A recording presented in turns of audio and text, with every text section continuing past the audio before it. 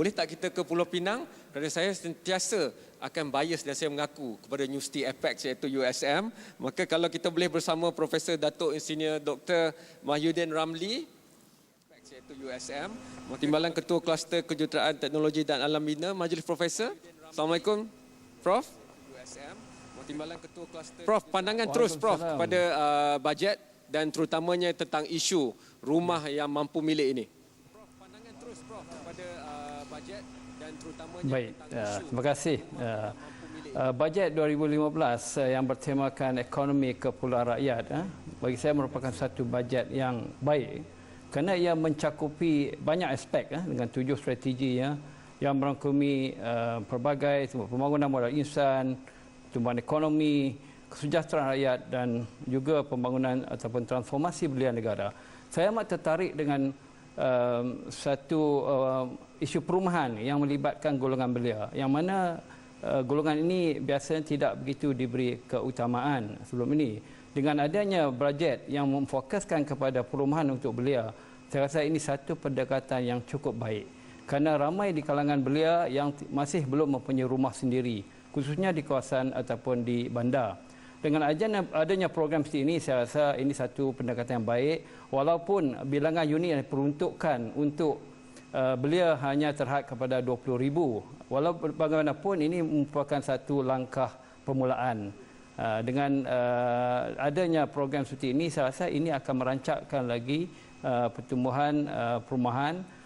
Namun demikian, perumahan-perumahan yang lain seperti perumahan untuk awam, perumahan yang telah dikendalikan oleh Prima dan juga perumahan lain seperti perumahan idaman rakyat, perumahan mesra rakyat dan sebagainya juga merupakan sebagai program-program yang menyokong kepada pembangunan rumah-rumah, khususnya untuk menyediakan rumah yang lebih selesa, khususnya untuk kawasan bandar.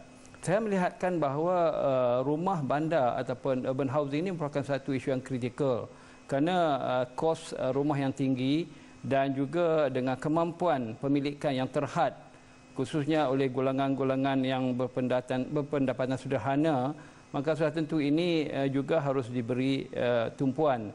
Dengan adanya program sedemikian, bisa kata dalam perumahan pejabat awam yang disediakan lebih kurang itu di 90,000 seunit, itu dikurangkan dengan keluasan 800 persegi. Itu merupakan satu langkah yang baik untuk menyediakan perumahan yang lebih selesa kepada golongan ini. Dan satu lagi adalah rumah yang tambahan daripada rumah prima yang telah dinyatakan tadi oleh Yang Amat Berhormat Perdana Menteri, iaitu 80,000 unit lagi yang bernilai 1.3 bilion diperuntukkan untuk pembeli yang berpendapatan isi rumah tidak lebih daripada RM10,000. Dan juga satu aspek yang saya lihat sini adalah memperkenalkan skim rent to own. Ini bagi mereka yang tidak berkemampuan untuk mendapatkan pinjaman bank, dan ini satu pendekatan yang cukup menarik. Tentu saya juga mengharapkan ada juga isu-isu lain dalam segi perumahan ini. Misalnya kata yang pernah disebutkan sebelum ini ialah rumah transit satu Malaysia. Ini pun satu pendekatan yang baik kerana ia memberikan peluang untuk mereka yang tidak berkemampuan untuk menyewa untuk sementara waktu, sementara mereka dapat mengumpul kewangan dan sebagainya untuk mempunyai rumah atau memiliki rumah sendiri. Jadi inilah di antara beberapa perkara yang saya rasa adalah satu pendekatan yang menyokong dalam pertumbuhan perumahan di negara ini. Satu perkara yang saya lihat di sini, khususnya daripada golongan yang berpendapatan kurang daripada RM2,500 sebulan. Jadi mereka ini juga biasanya tidak berkemampuan untuk membeli rumah prima, dan mereka ini sudah tentu tidak dapat memiliki rumah bandar. Namun demikian, dengan adanya sistem pengangkutan yang ditambah baik, itu jaringan jalan raya, jaringan kemudahan pengangkutan awam yang disediakan dalam bajet 2015 ini, sudah tentu ini dapat membantu mereka untuk berulang-alik daripada luar bandar ke kawasan ataupun ke kawasan tempat mereka bekerja, khususnya di Kuala Lumpur. Dan saya lihat bahawa tumpuan sekarang lebih kepada bandar yang utama seperti Kuala Lumpur, kerana ini merupakan satu keperluan berdesak untuk menyediakan kemudahan rumah yang mampu dimiliki oleh penjawat awam maupun golongan-golongan yang berpendapatan sederhana atau pendapatan rendah. Jadi saya rasa dengan adanya program yang di bawah bajet 2015 ini, sedikit banyak ia dapat memberi ruang kepada mereka untuk memiliki rumah sendiri. Dan seperti yang saya katakan tadi, bahawa perumahan yang diketengahkan untuk golongan belia ini satu pendekatan yang amat baik sekali.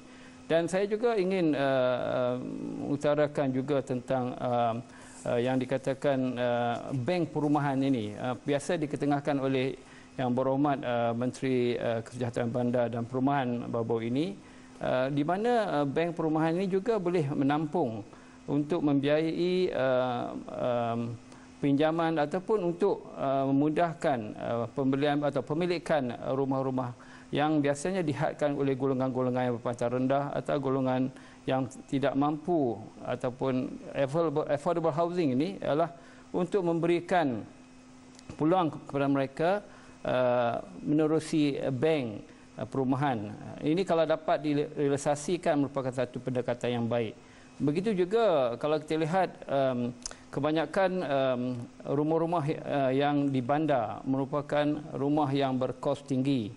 Jadi kalau kita ingin memfokus kepada urban housing, maka sudah tentu pelibatan ataupun pelibatan oleh pihak kerajaan untuk menyediakan, khususnya menyediakan tanah dan untuk dimajukan oleh agensi-agensi kerajaan maupun oleh agensi negeri ataupun persekutuan untuk melaksanakan rumah ataupun rumah mampu milik ini. Jadi ini salah juga satu perkara yang perlu juga diberi perhatian mungkin di dalam perancangan masa akan datang, supaya akhirnya nanti di mana rumah merupakan satu kemudahan ataupun satu keperluan asas yang harus dimiliki oleh setiap warga negara Malaysia, kerana ia menjadi satu pemangkin kepada kesejahteraan maupun kita panggil productivity dalam melaksanakan tugas-tugas yang Prof, sebelum diperlukan. saya lepaskan Prof untuk jadi, malam ini,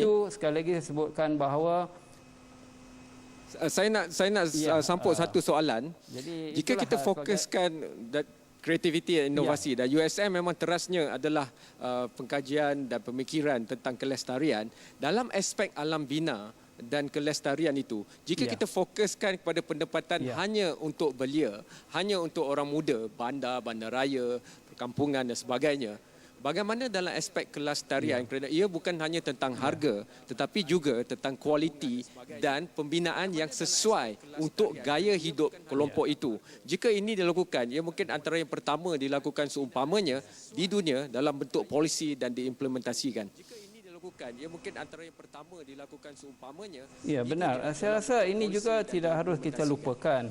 Kerana bukan kita lihat kepada rumah untuk didiami saja, tapi kita juga harus melihat dari segi kesejahteraan maupun dari segi kualiti dan juga keselesaan. Sebab itu bila kita sebut tentang rumah, bukan hanya untuk didiami, tapi haruslah ia untuk dimiliki atau di rumah yang memberi suasana yang lebih selesa, lebih nyaman. Itu yang kita sebut di sini bahawa kita kata rumah lestari, iaitu tidaklah seperti mana sekarang ialah hanya menyediakan kemudahan asas sahaja.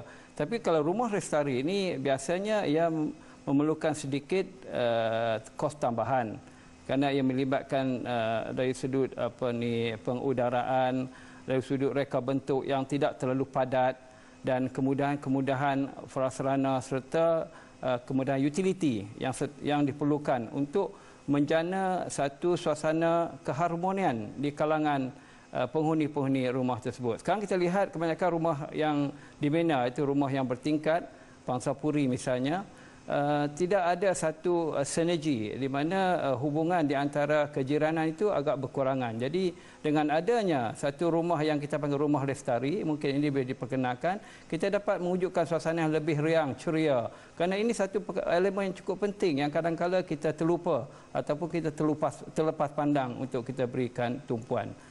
Jadi dengan itu saya rasa saya amat bersetujulah supaya di masa akan